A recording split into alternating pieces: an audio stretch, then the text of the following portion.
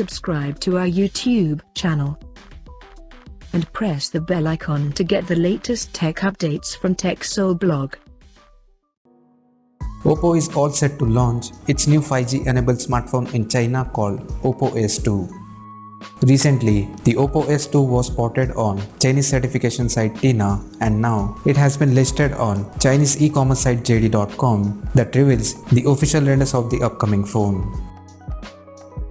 Talking about the specifications, according to Tina listing, the Oppo ACE 2 will support a 6.5-inch Full HD Plus AMOLED display with a hole punch for selfie camera. Under the hood, the phone will come powered by a named octa-core 2.8 GHz processor, which is expected to be Qualcomm Snapdragon 865 chipset. The device will pack with 8 or 12 GB of RAM and 128 or 256 GB of internal storage. In terms of camera, the Oppo ACE 2 will feature a quad camera setup on the rear and a circular module including LED flash. The quad rear cameras are listed to include a 48 megapixel main camera accompanied by 8 megapixel ultra wide angle lens plus 2 megapixel macro and 2 megapixel depth sensor. For selfies, there will be 16 megapixel camera at the front.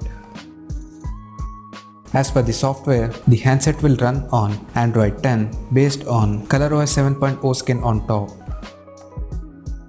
The smartphone is listed to come backed by 1955 mAh battery, but that's likely the size of a single cell, and it will probably get a typical battery capacity around 4000 mAh with 65 watts fast charging through a Type-C port and 40 watts wireless fast charging. Additionally, the Oppo ACE 2 will also support an in-display fingerprint sensor for authentication. The physical dimensions of the phone is set to measure at 160 by 75.4 by 8.6 mm and it will weigh around 185 grams. Now, talking about the release date.